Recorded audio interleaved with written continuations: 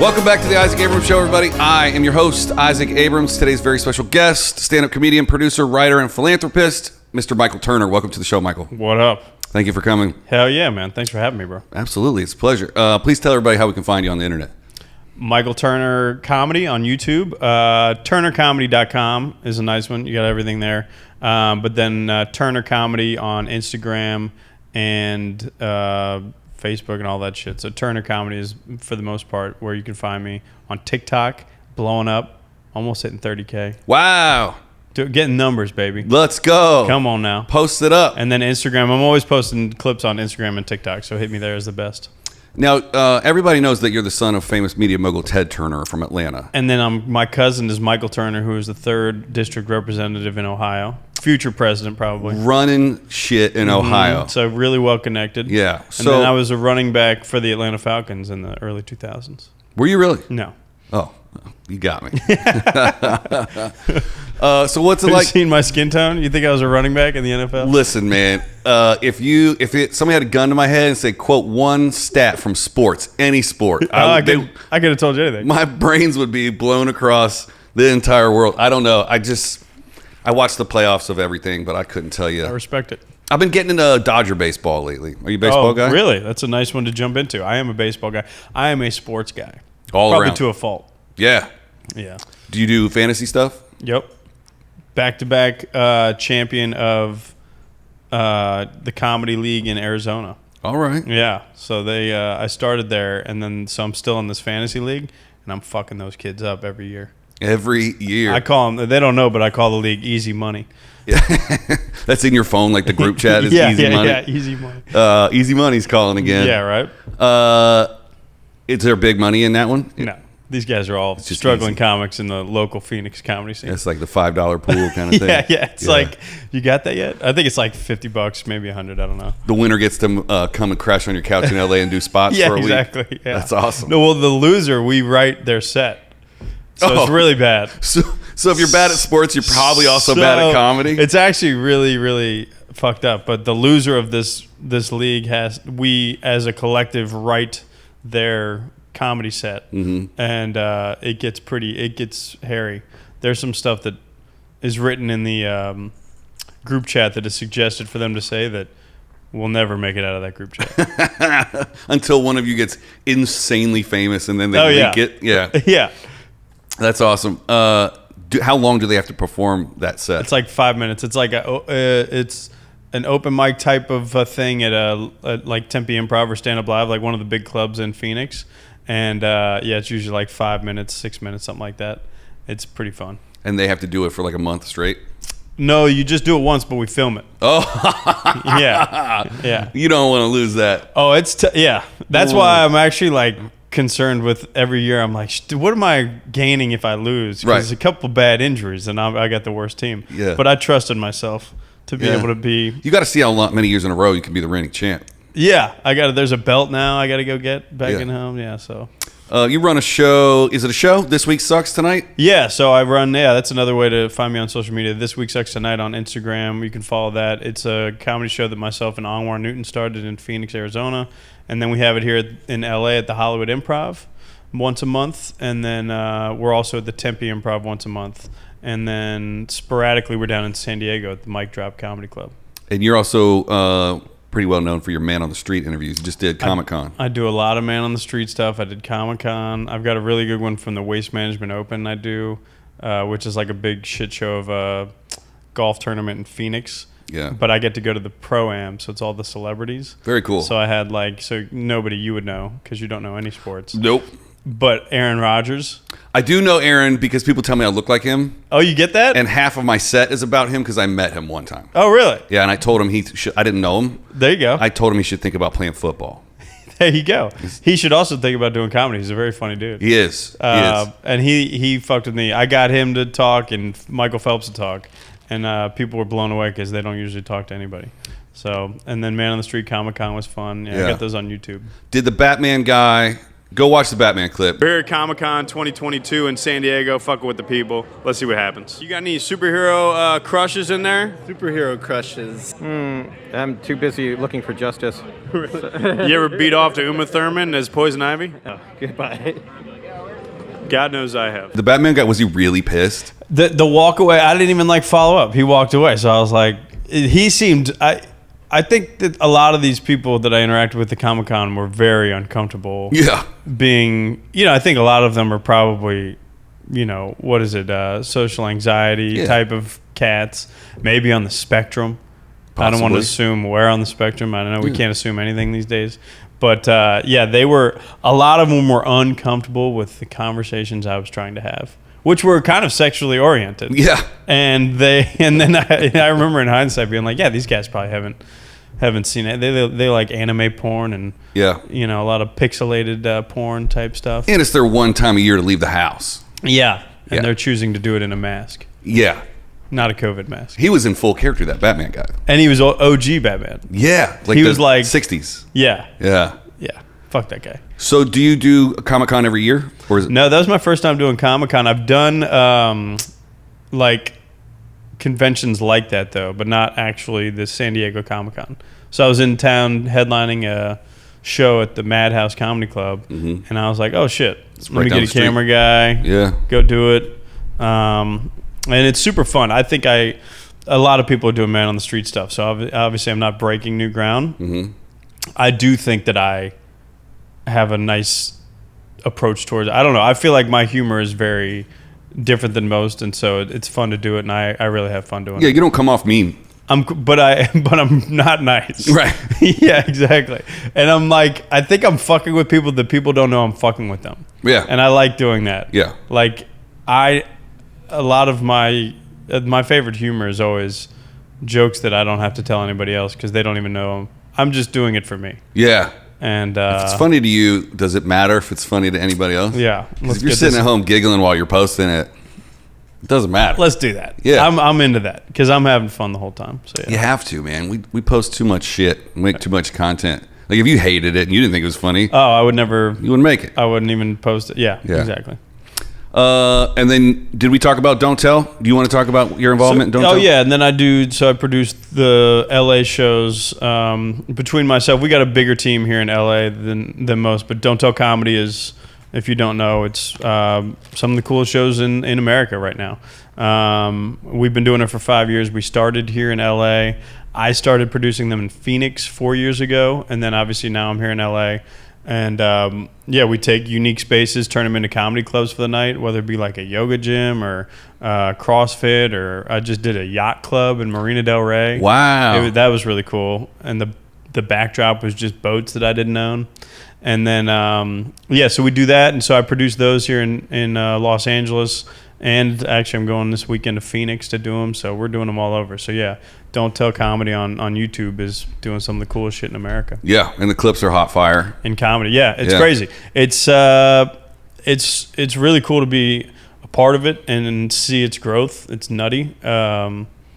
It's cool to hear people talk about it in the LA scene, and we don't have Letterman, Leno, Conan anymore. Right. Sure, we've got Fallon and Colbert, but I don't know the last person that I've if somebody tells me they're doing Colbert or something or James Corden, I'm like, all right, cool. I might not even watch that. I will never see it. I haven't watched a late night television program in its entirety since Letterman left.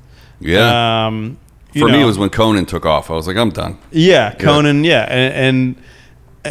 and so I say that to say, what is an avenue for comics to be identified and to be heard that you don't know about yesterday and now you know about today, and Don't Tell is trying to be an avenue for that. Not to say that we're replacing that, but nothing can replace what Letterman and all that shit did in the 90s to comics, and Carson obviously in the 70s and 80s, but we're giving them that platform. Everything's changed, so yeah, you're now the Late Show.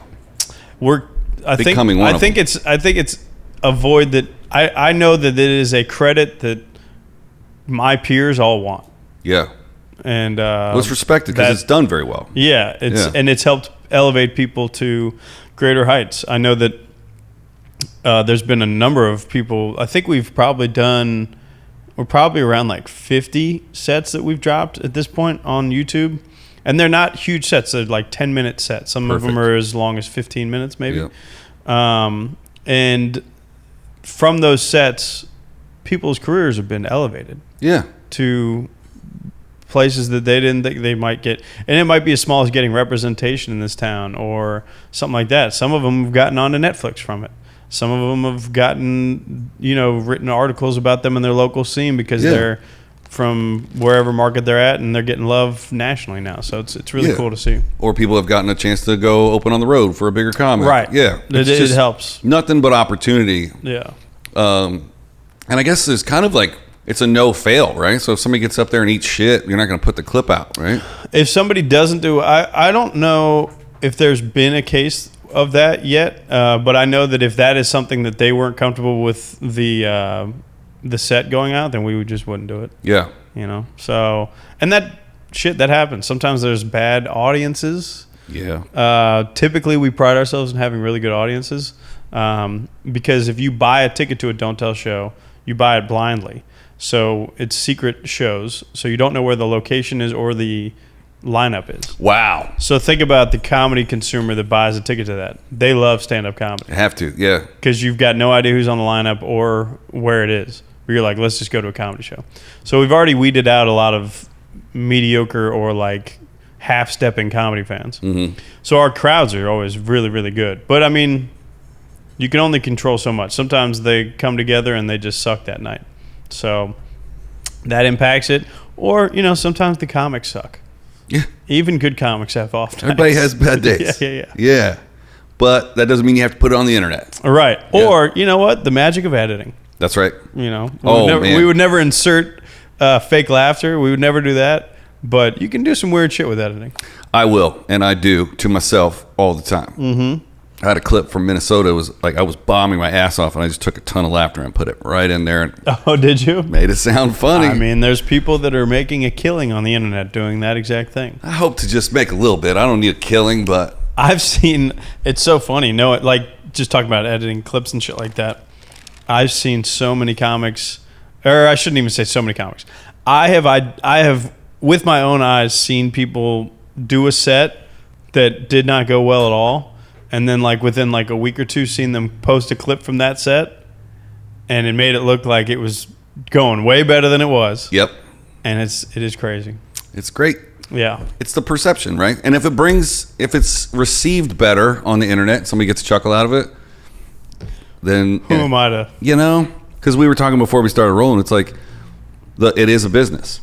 Yes. And we just got to get out there and sell tickets, right? Yes. Got to fill those seats. How do I identify more people that fuck with me? Yeah. And it's through editing and deceiving. That's right. Lies, deception, bribery, backroom bribes. Yes. All that shit. I agree completely. Yeah. Sometimes sexual activity with a larger comic. Sure. Yeah. Yeah. Sexual bribes. 100%. I mean, sometimes you got to bang a heavy-set broad. Or dude. Yeah. Whatever it takes. Don't come to Hollywood unless you're ready to do what it takes. I'm not willing to do anything. No? I'm not. I don't want to work hard. I just want to sit here and talk to people for an hour a day. Yeah. And then have somebody else do all the hard work. Yeah, I don't know. Which is not where I'm at. I do all the hard work also. Things I would sacrifice to make it in this industry. I don't know. Would you lose a digit if they were like Pinkie gone? But I'd make it? Yeah, you're at like 1,000-seat theaters, but you can't go any bigger or smaller. But then but would it be known that I lost a... Because then I'd be on podcasts and people are like, what happened to your Pinkie? You'd be like... Would I have to riff every time? Theaters, Improv. baby. Yeah. Or what great material you could get out of it. How many stories can you come up with about the time the shark bit off your finger or a skateboarding accident? Yeah, you could do that. Or you were a chef. Every time there's a Pinkie story, just like the Joker with his face. I might cut my pinky off just so I have something that sets me apart. I can now afford a pinky ring. I just don't have a pinky. Yeah. Yeah. I don't know. I'd probably do that. And then who needs a pinky? You got two of them. Yeah. You don't need the second one. And you're technically disabled at that point. So now we're talking Special Olympics. Yeah. Parking spots. Yeah, absolutely. Yeah. Yeah. This is something to consider. Hit me up, Hollywood. Yeah. We need, what's that famous plastic surgery guy? Does he cut off pinkies too? Dr. Oz? Maybe. I don't know what he does. Dr. Oz. Ooh, Dr. Pimple Oz. Popper? Dr. Pimple Popper? Dr. Pimple Popper. Those are the only two doctors I know. If you can pop a pimple, can you cut off a pinky?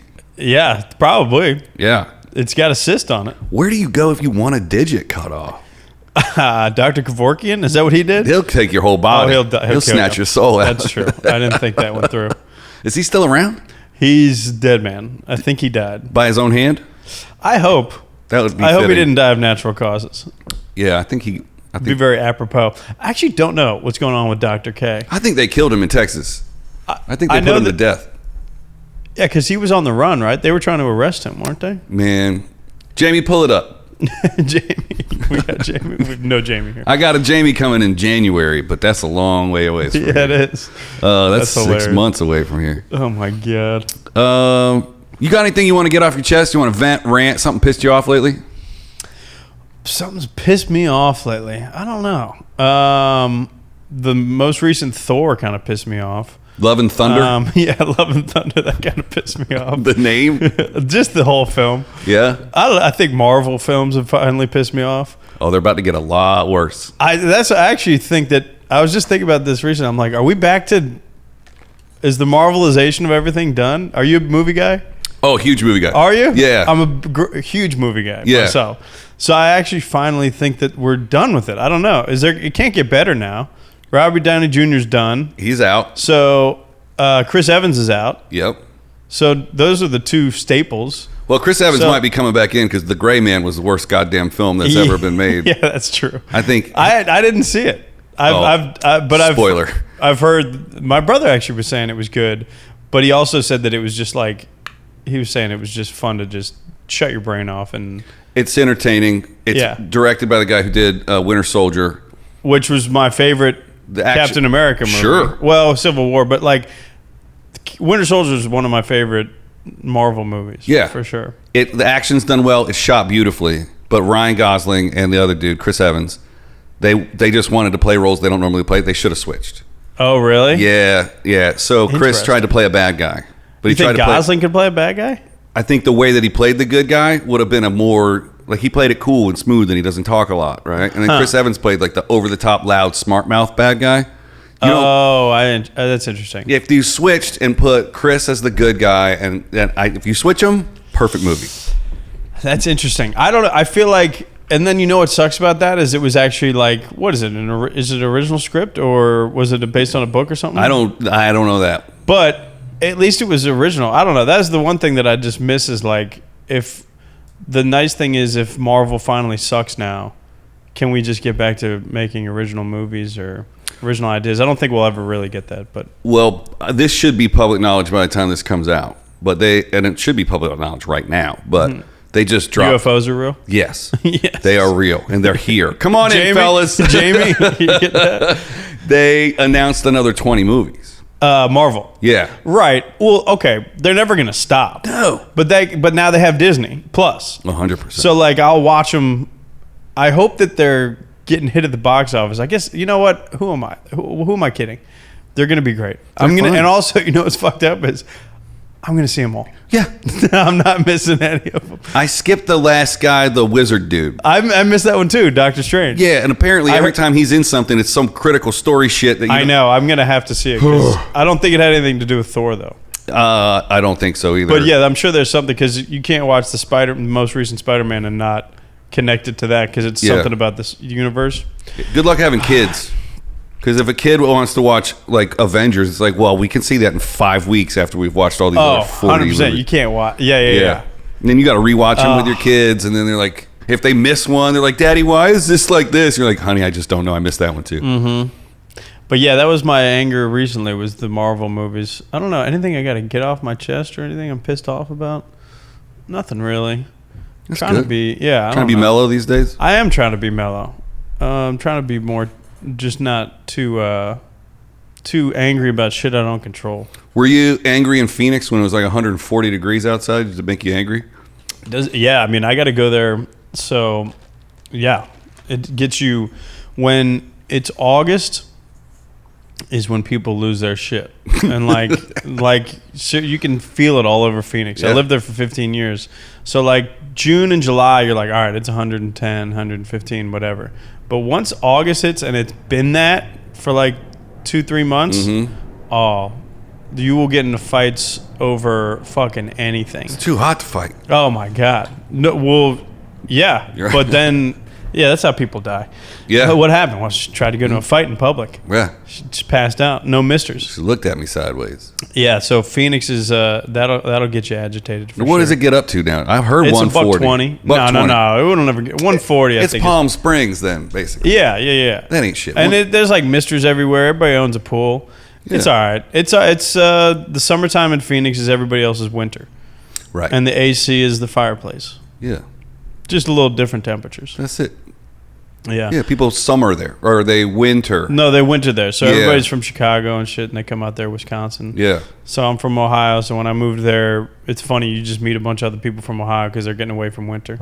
And I will say, I would never move back to a 4-season situation. No. I would much rather have 2 seasons because Phoenix has 2 seasons. Yeah, It's hot, real hot. heaven and hell. Yeah. That's all I call it. Because when it's not summer, it's as good as it is. I mean, outside is room temperature. Yeah. It's like 73 degrees. You can't feel any wind.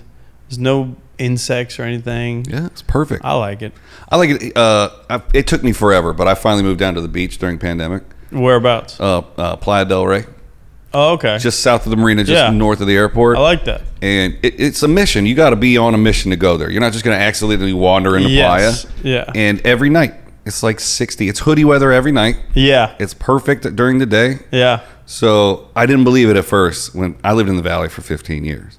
And people were like, oh, you got to go to the west side, man. It's so much cooler. Yeah, I don't fuck with the valley. It's literally 20 degrees cooler. And there's a little bit of like culture, even though it's beach culture. Mm-hmm. There's like a little bit of like your little pocket has their own little energy. Marina Del Rey does its own thing. Mm-hmm. Venice does its own thing. Yeah. I don't know a lot about that area, but I like all those little pockets of the beach. I like El Segundo kind of. I fuck with that. Dude, El Segundo. I had an assistant that lived in El Segundo for a long time. He still lives in El Segundo. And you can get to the airport in 10 minutes. Bruh. Okay. Like, this is my gripe. This is my gripe. What? I used to live just over here, right? And I would fly out of Burbank all the time.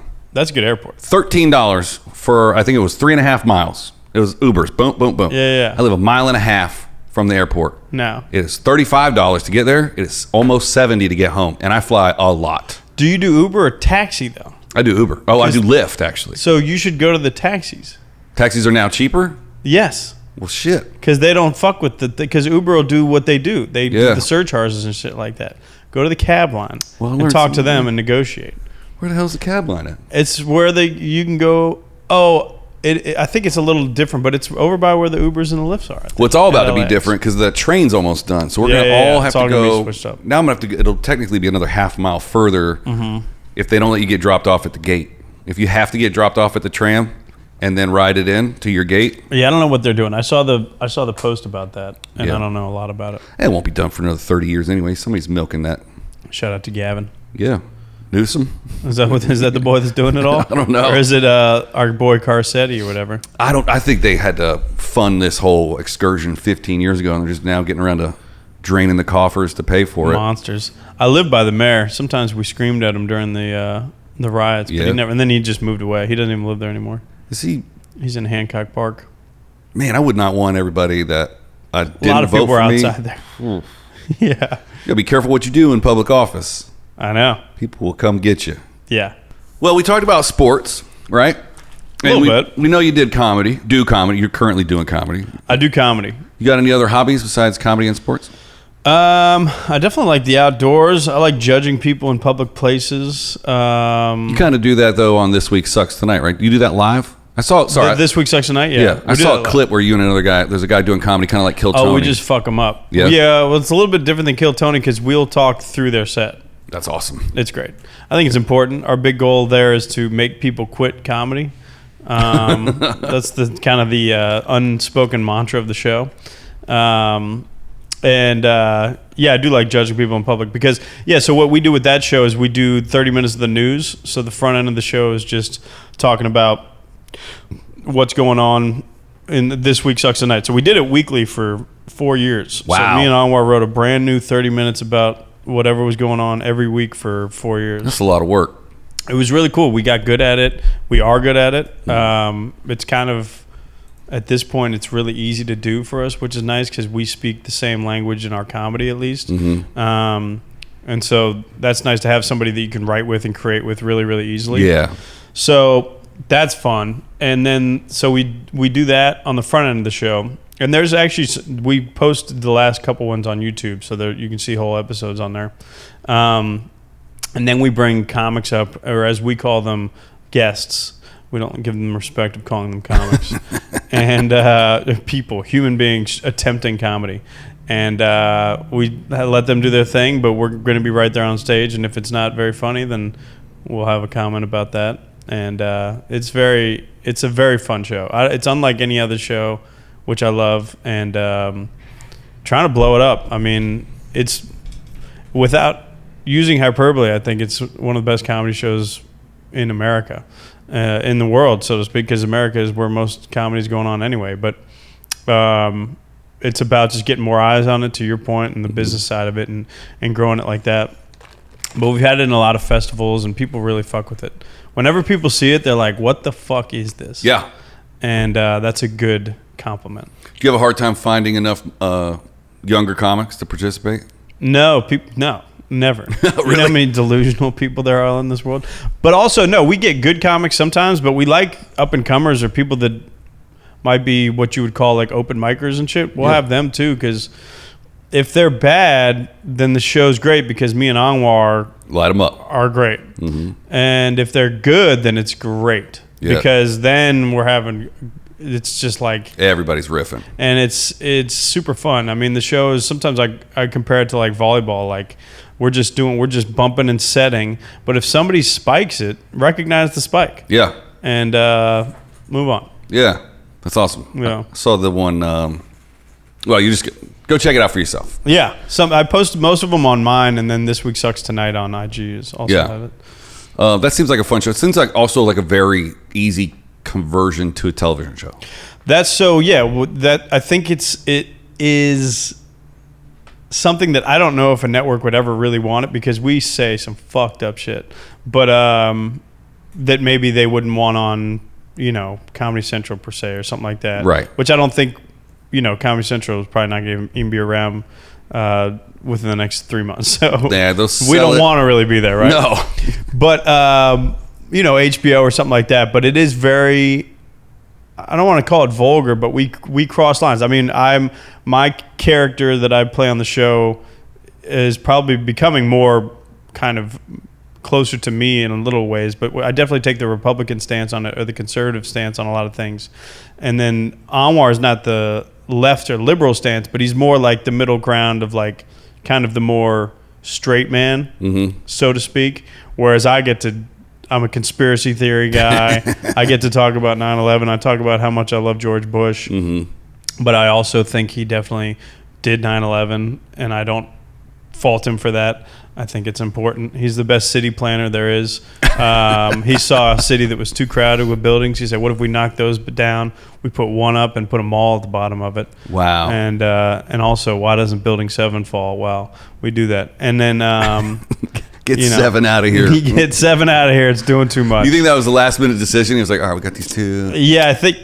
fuck it. Go for 7. Yes, 100%. I mean, there was a clear demolition. So they already had it all teed up, but they were like, let's hit the switch on 7. Wow. Yeah. That's a hot take. I've never heard that take before. Yeah.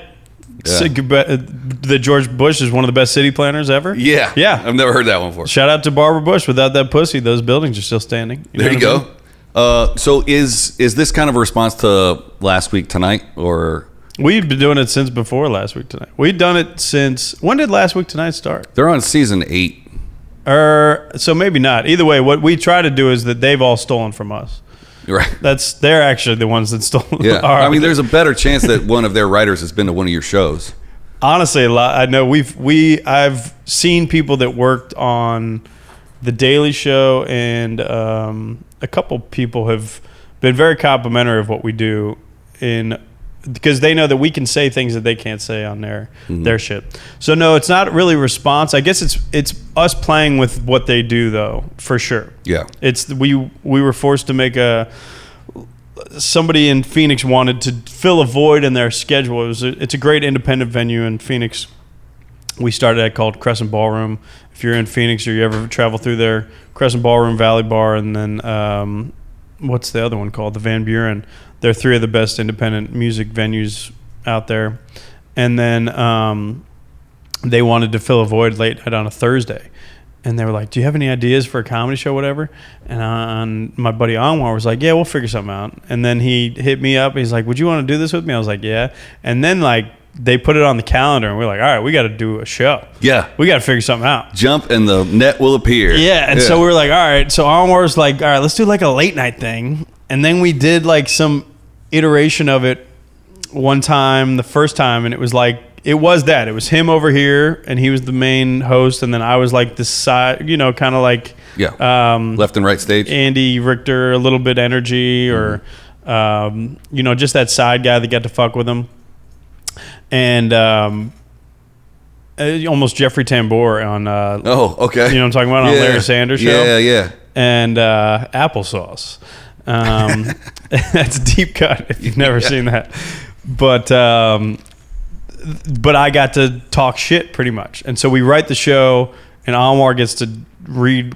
We write the show kind of for Anwar, but there's obviously things I know that are coming up, and then I get to just riff off of all of it and say whatever. It's very fun. Very fun. This is probably going to get cut out. If Anwar, what's that Anwar's last name? Newton. If Anwar Newton was in a relationship with Fahim Anwar, and they got married, would he be Anwar? Yeah, and I think he would then go on to kill Bobby Kennedy's spawn. What's his name? Sarah. Well, anybody with two Middle Eastern names is going to be a terrorist. Oh, 100%. Anwar, dude, that guy. Bruh. Whatever the sequel to Al Qaeda is. Get him a ticket. They're getting it going, dude. Get him a ticket to New York. One time I wanted to book Fahim Anwar for a show that we used to produce in Phoenix, and Anwar was like, "There's only room for one Anwar on this show." we didn't reach out to Fahim. He probably would have declined the show anyway. Check out Fahim Anwar's new special. It's shot at the Comedy Store in all 3 rooms. One of the best. Yeah. One of the most prolific joke writers we have. Him and Mark Norman, I think. So funny. I've seen him. Great. I don't want to say 100 times, but I've seen him enough times to like watch him write a brilliant joke and just toss it. Oh, it's insane. Like he's throwing scraps that most people would take as closers. It's insane. Yeah. He's very like, I'll just write another brilliant joke tomorrow. Yeah. It's just so amazing. I love him. Shout out. So you found some places like the Crescent Ballroom in Phoenix to do your show. What's the weirdest place you've done stand-up, or like the marina that you did for Don't Tell? What's the like craziest spot? The craziest spot? Yeah, because I mean, doing shows with Don't Tell, we get to do cool stuff. Doing it at a yacht club is pretty dang neat. I mean, honestly, the craziest spots are always like just bar open mics that you've got to go to when you're trying to be a comic somewhere in any local scene. Like in Phoenix, there was a dude that ran a show on a Sunday night at a fucking Raiders bar, which during the football season is like, what the fuck are we doing? It was 7 or 8 o'clock at night. Oh my God. During the late game? Dude, if they had, because they were usually the late slot. They were the. Oh my God. And so, like, God forbid they lost. And the show was right here, and there was like this little area that made sense for audience members to sit and chill. But to the right, I'm talking like me to you, right, is the bar. And I'm just watching the game. Dude, and there's like TVs going on and shit. Yeah, God forbid they had the Sunday night football game, the Raiders. Yeah. And it's a Raiders bar. Dude, these guys are fucked up in Phoenix. Mm-hmm. I mean, I don't know if you know their audience, their fans, but they're all Latinos, okay? And they all live in Phoenix, Arizona. Yeah. Not all of them, but, big chunk of them. A good amount of motherfuckers in Phoenix are Raiders fans, if you can They're not going to be no Cardinals fans. Oh, I mean, they don't exist. No. And so... Did they turn the sound down on the TV, or are you trying to yell over it? There were definitely some volume issues. Yeah, then you're fighting with a fucking 30-year Raiders fan about who's getting the volume. It's like... You just got to roast the other team to get any laugh. That shit was rowdy. We used to do a show at a place called Stingers in the west side of Phoenix. If you can avoid the west side of Phoenix, do that. It was like a biker bar type energy. I remember being on stage, had to do 10 minutes. Like 2 minutes in, I was like...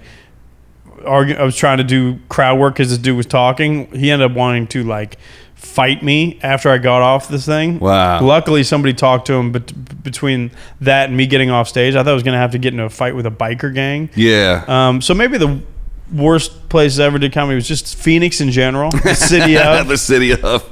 That's fucking awesome. So you moved. Did we talk about this? You moved to LA when? Right before the day I moved to LA was the worst day on record for the city of Los Angeles in the last 30 years. March 13th, 2020? No, right before that. Kobe Bryant died.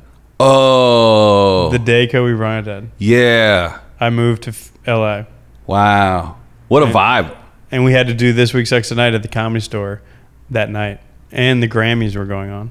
So you had to acknowledge it in the show, right? Yeah, I was like, Kobe died. I just moved to LA and Kobe died. I might move back to Phoenix and kill Steve Nash. And you know what? I think people laughed a little bit. I know enough about sports that I've heard that name before. Yeah.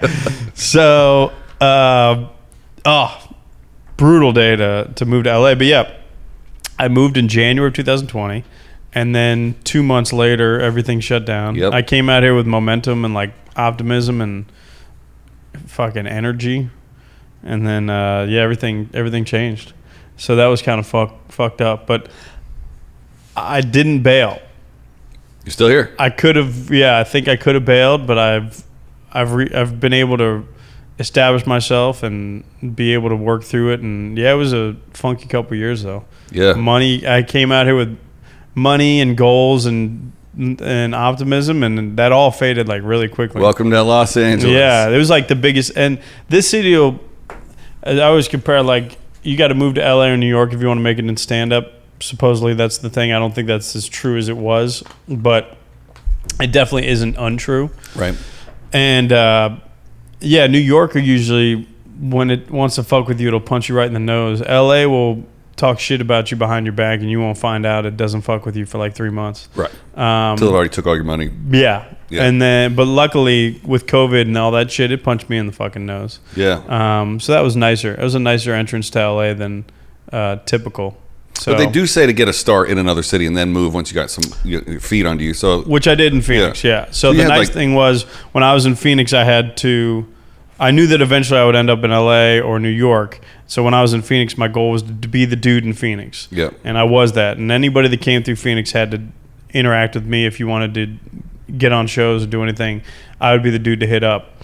And luckily I had that. And so when I moved to LA, the funny thing was I knew so many people, which was cool. Yeah. Because LA can be kind of cold. Yeah. Even if you know a lot of people. Yeah. It can be kind of cold. And it still is cold. Yeah. Somebody that's cool to you one weekend, you're like, hey, dude, what's up? And they're like, I don't know you, like the next weekend. Yeah. It's a fucked up. Yeah. The weather's warm, people cold. Yeah. And that's the name of this episode. there you go. And so that was nice to have a good amount of people. And my roommate was a comic who we were talking about earlier, but I moved in and lived with Trevor Wallace, who's a very established stand-up out here, and luckily he needed a roommate, and I was like, yeah, fuck yeah, let's do it. Yeah, that's awesome. And then he blew up way more during the pandemic and did not need a roommate anymore. Nope. But now I live with another buddy that we started in Phoenix who's doing well, Chappelle Lacey. So like I have like people around me that are pursuing what I'm pursuing and also are good people, friend-wise, like good people to surround yourself with. Yeah. I think that's a big thing in this city. It really is. And Chappelle's a great example of like locking yourself into a crew or a clique that's like on the way, and they're rotating people up through the ranks. And like coming up under Brendan was really smart. And, and now he's his own man. And he's his own man. And he's got his own crew. He's doing his own clique. thing. Yeah. And this city's crazy that you pursue an individual goal, an individual dream, and you try to surround yourself with cool people, but this city will lie to you about who's cool or who's the right person to surround yourself with. So the biggest thing that you can learn in these other markets like Phoenix or coming up in a different scene is identifying good character people, identifying who you are and who you want to surround yourself with. And I think I was fortunate to do that. Also in Midwest, originally I'm from Cincinnati. Mm-hmm. And I think just growing up in Cincy, I don't know. I mean, growing up how I grew up, I feel like I was always very good at putting myself around the right people and not fucking with fake or weak energy and shit like that. And so those are some of the biggest skill sets that you need in LA. Do you find when you meet somebody new, whether or not, I guess only if they're a comic, do you hold back on letting them know that you're producing these shows? And then do you see a difference in their behavior when they find out you're a booker? Oh yeah, yes to both those things. Yeah. Okay. Yeah. I knew the answer. I try to. Thought maybe you had a rant. Well, no. Some people lead with it. Some people are like, this is who I am. Yeah, look like how important I am. Yeah. I know enough about this city where if I let you know who or what I do to a degree that it'll change the conversation. That's what this city is, literally interacting with people until you figure out what they do and if they can do anything for you. Mm-hmm. And then once that conversation gets to that point, if they can do something for you, that conversation changes to you asking for something or trying to navigate it in a way where you can benefit. If they can't do anything for you, that conversation changes to your eye contact, going over their left and right shoulder to see who else is on the patio and see who else you can conversate with to be able to figure that out. Speaking of which, we got a bigger comic coming in a minute. And that's fine. And that's fine. The only city that's worse is D.C. Oh, because of the politics? Yeah, if you fuck around and go to like a college age party, they cut right through the bullshit. Hey, what are you doing? Who are you interning for? Who are you paging for? They're like, where are you from? Now that I respect that more. They got to just move. They got to move faster. LA doesn't tell you that directly. It all happens in front of you. You're not getting the direct communication. That's what I'm saying. In New York, if people don't fuck with you, they'll fucking tell you to your face straight up. You will know. Fuck out of here. If people don't fuck with you. Yeah. In LA, you will not find out people don't fuck with you until 4 months later you hear the rumor that was already around about you come back to you. Yeah.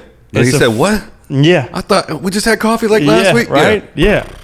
Yeah, that's rough. It like we need crazy. anything else to obsess about, right? We're already like beating ourselves up about our set and like where we're at in our career and all that other shit. Now we got to worry about sharks in the water. But I do think, from what I've heard, I listen to a ton of comedy podcasts, probably way too much. But they all the OGs are talking about how now it's more collaborative than because it used to be only 3 late night spots and that was it, and everybody was one-on-one. 3 late nights. What do you mean 3 late? So it was like ABC, CBS, and NBC. Oh, right? yeah. So that was it per night, right? Right. So everybody was just kind of elbowing each other to get one of those spots. Yeah. And now that with the podcasting thing and like comedy spreading out, not just between the 3 major clubs, but like now there's hundreds of other clubs and outdoor shows. Like it's got to be more of a collaborative effort. It can't not be, and I think the OGs sometimes now they're coming around on the fact that they have to be more open-minded to having to deal with other people and not being monsters. Mm-hmm. It's funny, the interactions change, but you can still tell that they're not being genuine because they're learning this trait of how to not to be a monster. Yeah, they did the half and half. They grew up in the shark water and now they're trying to. And then it's funny when you get advice from an OG because they're like, "Listen, man, just get on a TV show and like do your podcast and stand up. That's all you need." And it's like, bro, okay, you got a TV show I could be on, and like, are you going to start advertising on my podcast? Because they all started so early that there were like so few podcasts, everybody just had to listen to them. You can't. I was mentioning this before we started recording, like how I'm 10 years in, and now these young motherfuckers are like, well, "What would you do when you started out?" It's like, dude, I wouldn't do anything that you should do. Yeah. So actually, I'm the wrong person to ask. You should ask somebody that's like 2-3 years in what they did 2 years ago or a year ago, because now what to do now to succeed and to I don't want to call it cut corners because you never try to cut corners. You always have to be great at stand-up. You have to put the work in to do that. So that's the one thing I always say is like, if you want to do stand-up in a very genuine way. Like fucking get up on stage 5, 6, 7 times a week, whether that be 5, 6, 7 nights. That doesn't have to be. You can do 2, 3 open mics a day. That's true. If you schedule it out the right way, all that shit, right? Do that. Be on stage so much that it's nauseating and you lose real relationships that matter to you because you're sacrificing for this dream that is probably unattainable. But do all that shit. But also like film yourself, learn how to be an editor, because we're not stand-ups anymore. We're film editors. Content creators. We're content creators. Yeah, we're writers in a way that you need now to write differently. You need to be able to write for TikTok or write for Instagram Reels, even if the same thing, they are a little different sometimes too. So like the way to pop is completely different. But at its core, if you want to do stand-up while doing all these other things, be good at stand-up. Be on stage. Yeah. The one thing I'm not doing. That is what I'm not doing. You just edit it. You know what though? You can circumvent the whole fucking line if you do 3 of the 4 things really well, and the one thing you don't do well is stand-up. I mean, just know that when people, if you do all these other things and you don't do stand-up and you pop from that, and then people are like, oh, now you can sell out a theater or whatever, you can sell out these clubs. You're going to eat shit. Me and my homie Chappelle were just talking about this, how if you do all that shit, you're going to sell out a room, and there are going to be 500 people that come to see you on an off night on a Wednesday, and they sacrificed a school night to come see you, and then you suck. You're going to sell them a ticket one time. You're never going to get That's that ticket it. back, and you just burned a bridge. Yep, you'll never get that fan back. So don't fucking do that shit. I've already let my ass write checks that my mouth can't cash because I've had some opportunities. People are like, you want to be on this show? You want to be on that show? And I'm like, yeah, okay. I'll go to Minnesota.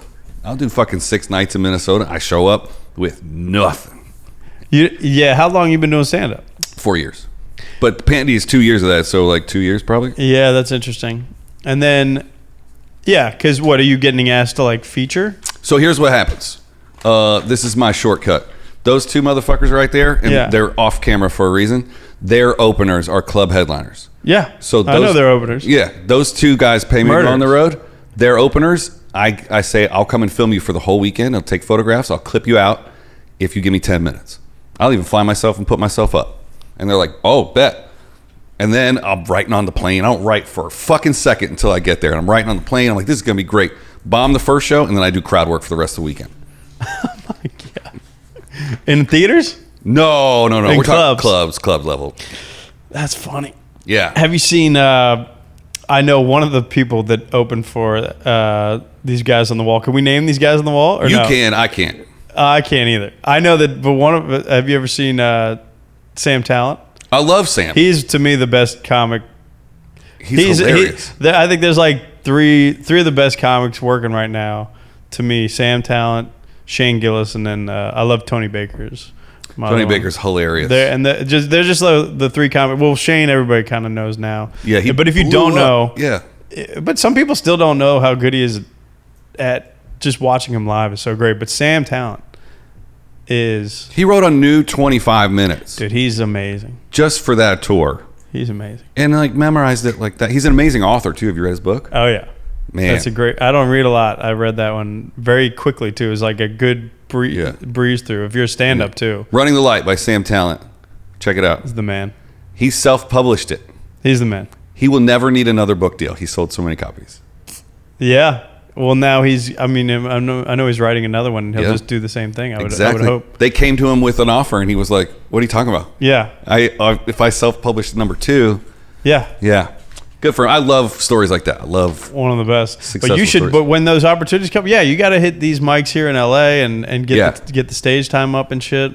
So hard. as I'm coming back from Minnesota and eating shit and learning my lesson. Are they talking to you like you shouldn't have done that? Oh, actually, after the first show, the headliner was like, "Hey, you want to just maybe do crowd work for the rest of the weekend?" Oof. Because I have a memorization problem. I want to tell long stories. I want to tell my Aaron Rodgers story. I want to do all this shit. But I haven't built in any punchlines. I got to punch it up.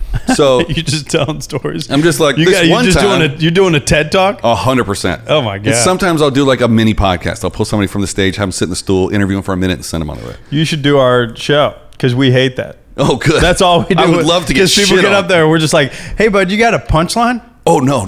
What about a premise, a setup? I don't have any of that shit. Oh my god. So okay. As I'm coming back from Minnesota, I'm like, I'm going up every night. I'm never going to suck at this again. Well, I'm going to suck at it a lot, but I'm going to do the work. Yeah, you do need to suck at it. And then I get hit with, they're selling your fucking podcast studio.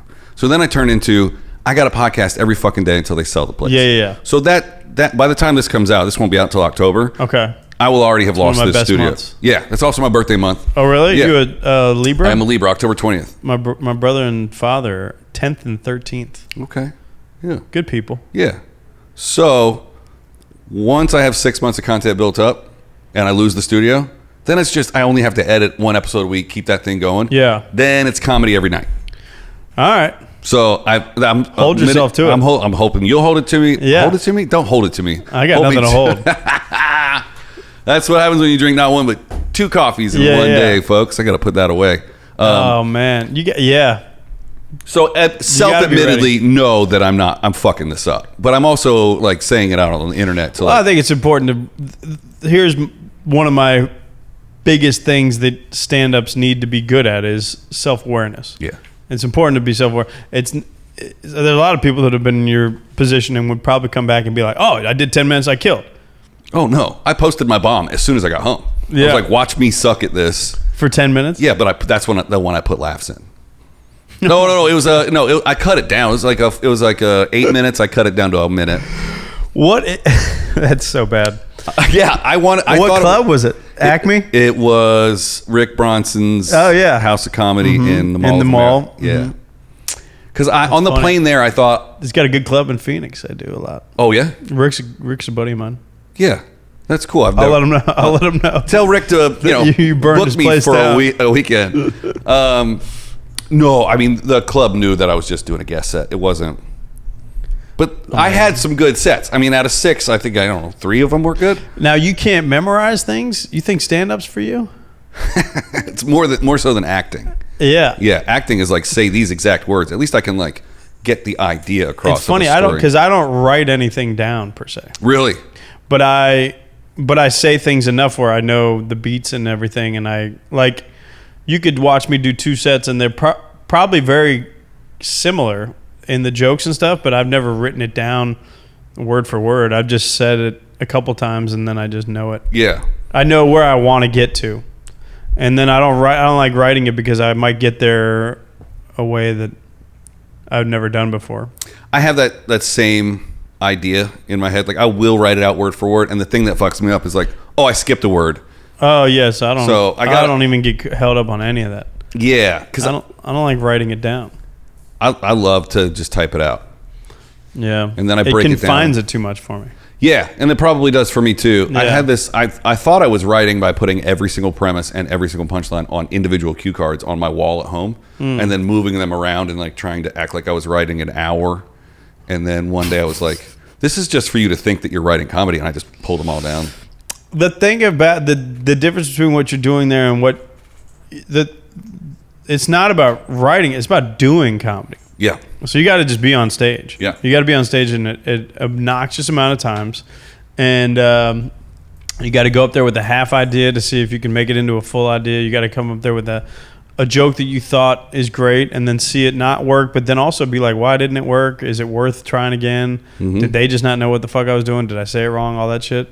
But, I mean, it's just about attacking it and doing it. It's tough, man. I don't know. It's a grind.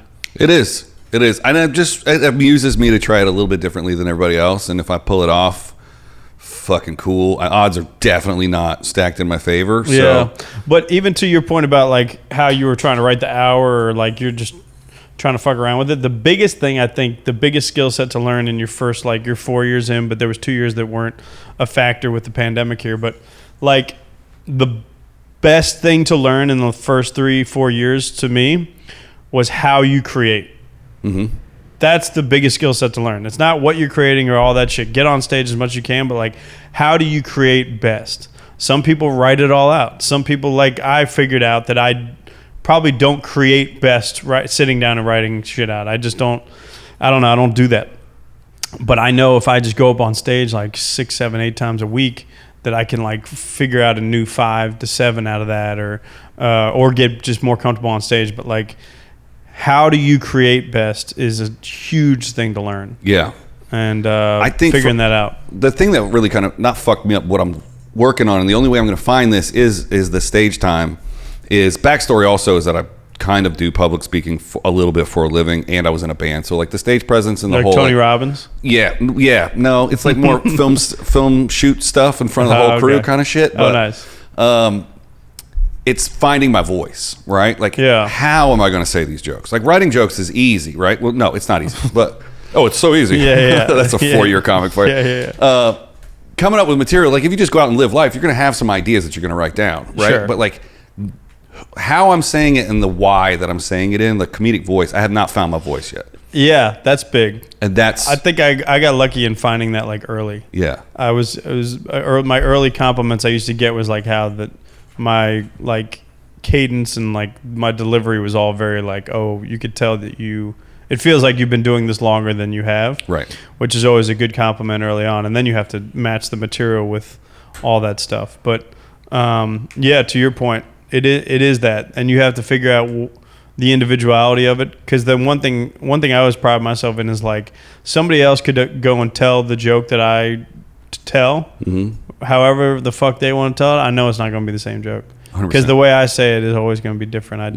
I just come from a different energy or whatever. I think the biggest, to me, the closest example of like a really strongly defined comedic character is this guy, and he could say, "Oh, I just went to the store." Yes, and it gets a pop. It's nobody's gonna. Yes, I could say I just went to the store and be like, "Well, what happened at the store?" Like, he's just found this truest sense of his stage presence. Both of them. Both of them. Both of them are unlike anybody else I've ever seen. Yeah.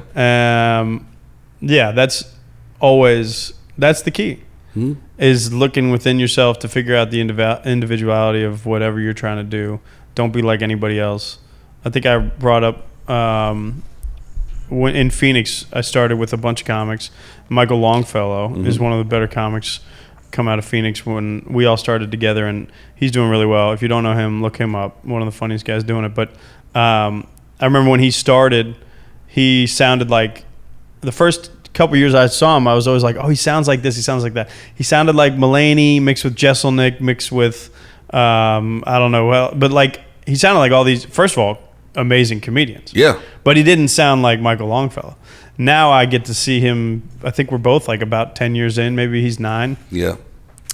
He sounds like Michael Longfellow. That's It awesome. took him a little bit to do that, right? But like now it's like, oh, and nobody else sounds like him. Yeah. Now. Right. And it's cool to see it. It takes a long time too. Yeah. I think this is helping. Just for me to be my truest self speaking to other comics. Yeah. And I think if I can be this person on stage, that's the key. I think it'll help. That was my goal getting into it. Yeah. I remember that's why I was like, all right, just get up on stage enough to be comfortable with being yourself and get all that shit out, because I always walk into every room thinking I'm the funniest dude in that room. Nice. And sure, that's arrogant or ego or whatever, but like if I didn't think that, I wouldn't be doing what I'm doing. Yeah. So, but I've always thought that in rooms that I walk into or like party situations or whatever like that, it's like, all right, well, how do I take that same energy and put it on stage? And the nice thing I always pride myself in is like, if you talk to me off stage or on stage, or I guess don't talk to me on stage, that's called heckling. But we'll deal with it if it happens. But I'm the same motherfucker. I'm just me. There you go. And it's consistency. I'm not trying to put on a thing, because I see motherfuckers that have a whole character or like a thing that they have to be on stage. Oh, that stresses me out. Oh, yeah. When I first started, I was like big energy Dane Cook, Jim Carrey shit. And then I started thinking, I was like, do you want to try and come up with that level of energy for the rest of your life every single fucking night? It's crazy. Then I went polar opposite. I went super low energy like Ian Edwards. Like, just like... Yeah. And then there's a middle ground. And it's not emulating somebody else, but everybody does it. Just be yourself. Yeah. Just be yourself. Just be yourself to a little bit of a heightened degree. Yeah. I would say like take it to that next thing if you need to. Yeah. But yeah.